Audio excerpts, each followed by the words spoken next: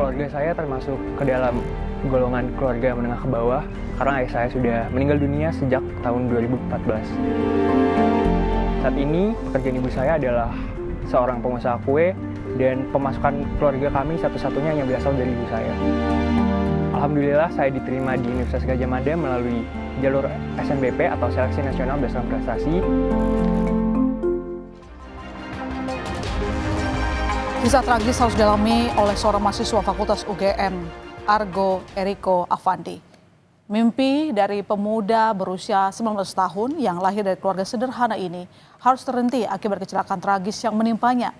Nyawa Argo melayang akibat ditabrak oleh sesama mahasiswa UGM. Kalimat Justice for Argo pun menggema tak hanya di lingkungan sivitas akademik UGM namun juga lini masa media sosial. Karena kisah pilu Argo bukan sekedar berita tentang kecelakaan, namun ini tentang mimpi seorang anak yatim berprestasi yang terenggut akibat kelalaian di jalan.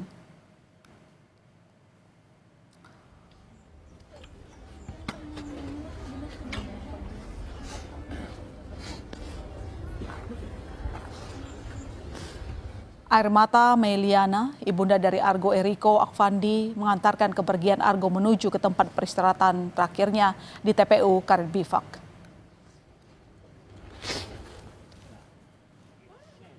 Bunga yang semestinya ringan digenggam, namun kini terasa begitu berat bagi Meliana karena harus ditaburkan di pusaran sang anak. Kepergian Argo menjadi pukulan besar bagi Meliana setelah sepeninggal suaminya pada 2014 lalu.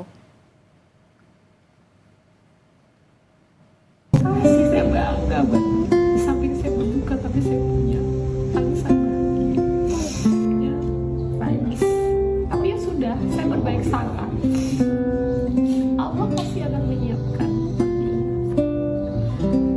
lebih baik entah dengan cara apa ya. Karena kan titipannya sudah diambil, saya sudah kembalikan di 19 tahun ini. Berarti tugas saya nggak jauh. Sebenarnya saya dengan diamanatkan anak yatim ini adalah bentuk tanggung jawab saya ke Allah sih Pak, lebih ke situ. Bahwa api yang ini jauh lebih berat Pak. Ya pasti. Karena darah daging Pak, beda dengan suami. Sosok yang paling terpukul atas kepergian Argo Eriko tentu saja adalah sang ibu Meliana. Bagaimana tidak, selama ini putranya Argo hanya bertumpu pada dirinya. Sejak usia 7 tahun, Argo hanya dibesarkan seorang diri oleh ibunya. Ayahnya telah meninggal pada tahun 2014. Sepeninggal sang suami, ibu Argo tak ada pilihan selain mengambil alih tanggung jawab keluarga agar kehidupan keluarga dapat terus berjalan dengan berjualan kue. Melihat perjuangan sang ibu, Argo tidak tinggal diam. Argo berjuang dengan giat belajar dan mengejar prestasi. Usaha pun tak mengkhianati hasil. Argo dikenal sebagai siswa berprestasi hingga bisa diterima di Fakultas Hukum Universitas Gadjah Mada melalui jalur prestasi. Dan dia punya semangat dan dedikasi yang tinggi terhadap masa depan dia. Karena dia punya tujuan yang sangat mulia, yaitu ingin membahagiakan ibunya yang selaku single mom hingga saat ini. Dan juga untuk adiknya yang masih SMA 1. Nah, jadi itu buat saya adalah satu kebanggaan bahwa anak saya ini mempunyai tujuan hidup yang luar biasa. Namun cita-cita Argo yang masih panjang ini terpaksa harus terhenti begitu saja. Sabtu, 24 Mei menjadi petaka bagi Argo. Saat itu pada Sabtu dini hari, Argo Eriko tengah dalam perjalanan pulang usai kegiatan di kampus dengan menggunakan sepeda motor. Berjalan dengan rute seperti biasa melewati jalan Palagan Tentara Pelajar Yogyakarta. Argo tak menyadari ada yang akan terjadi selanjutnya. Tepat pada pukul 1 dini hari saat Argo hendak putar balik di pertigaan Jalan Palagan, tiba-tiba mobil sedan putih yang dikendarai oleh Kristiano Tarigan melaju dengan kecepatan tinggi dari arah belakang. Tabrakan pun tak terhindarkan. Argo bersama motornya terbental. Sementara usai menabrak motor Argo, mobil Kristiano juga menabrak mobil yang sedang terparkir di jalan. Tabrakan yang terjadi ini membuat Argo mengalami luka parah. Nyawa Argo tak tertolong lagi. Ia meninggal di lokasi kejadian. Jenazah Argo kemudian dibawa ke Rumah Sakit Bayangkara, Polda, Daerah Istimewa, Yogyakarta. Lalu kemudian dibawa ke rumah keluarganya di Cilodong, Kota Depok, Jawa Barat. 3 hari usai kecelakaan, polisi belum juga menangkap pelaku dan menetapkan sebagai tersangka dari penabrak Argo Eriko. Hal ini membuat para Civita Akademik Fakultas Hukum UGM tak tinggal diam. Kalimat Justice for Aldo pun digaungkan. Patung Dewi Keadilan di Fakultas Hukum UGM pun dibanjiri dengan karangan bunga. Sebagai simbol ungkapan duka cita sekaligus menuntut keadilan bagi Argo agar penabrak segera ditangkap. Di sini kami sebagai mahasiswa Universitas Gadjah Mada juga turut berduka cita atas wafatnya rekan kami Argo, yang dimana sampai saat ini kan juga terdakwa atas nama Mas Ano dari AYUP-FEB 2022 itu juga masih ditetapkan sebagai tersangka dan sampai saat ini belum mendapat kejelasan yang lebih valid lagi. Sejumlah mahasiswa UGM juga memberikan dukungan kepada almarhum Argo Eriko saat acara wisuda program sarjana UGM pada Rabu 28 Mei 2025. Sejumlah wisudawan dari Fakultas ISIPOL UGM memasang sebuah kertas yang tercetak foto Argo dan menunjukkannya di atas podium saat menerima ijazah.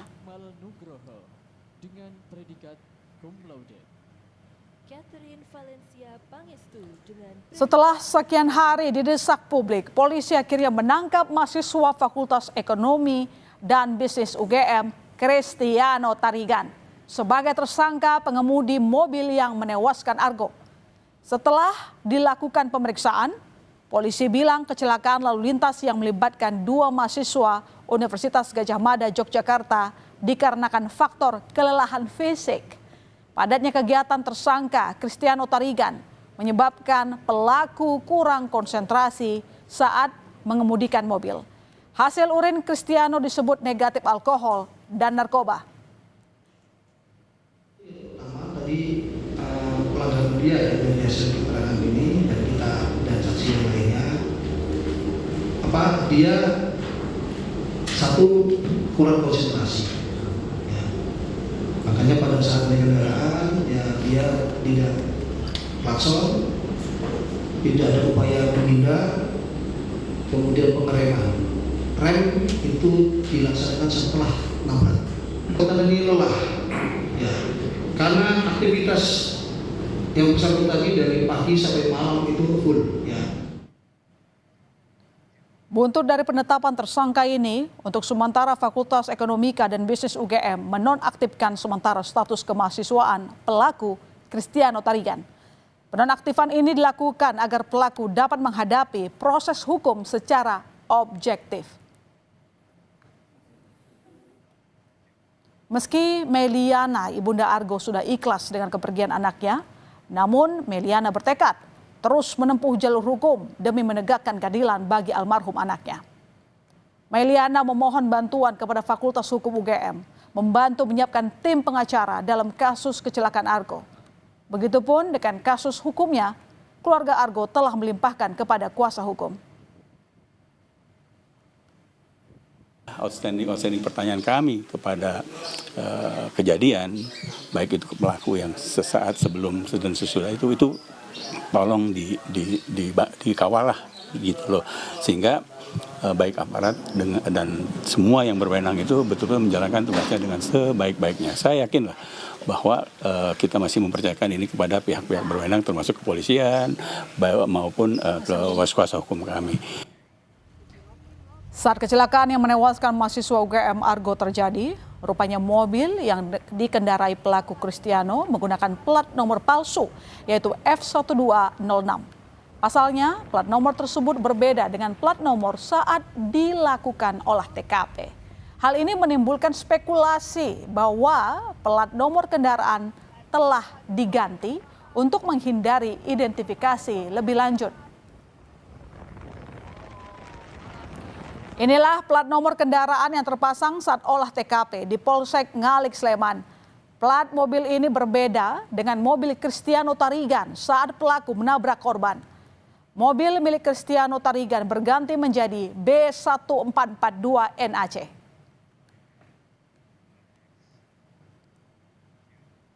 Ternyata dari bukti kamera pengawas, plat palsu di mobil Cristiano diganti secara diam-diam tanpa sepengetahuan polisi oleh seseorang berinisial IF.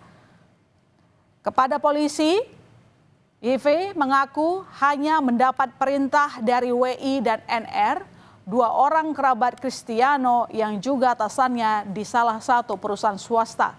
Polisi juga mengungkap fakta bahwa Cristiano Tarigan gemar menggunakan plat kendaraan palsu di mobil miliknya. Hal itu dibuktikan dengan temuan 4 plat kendaraan yang berbeda nomor di dalam mobilnya. Polisi telah memeriksa 3 orang yang diduga terlibat upaya perintangan penyidikan pada kasus kecelakaan yang menewaskan mahasiswa UGM Argo Eriko. Plat nomor yang plat nomor F diganti plat nomor B.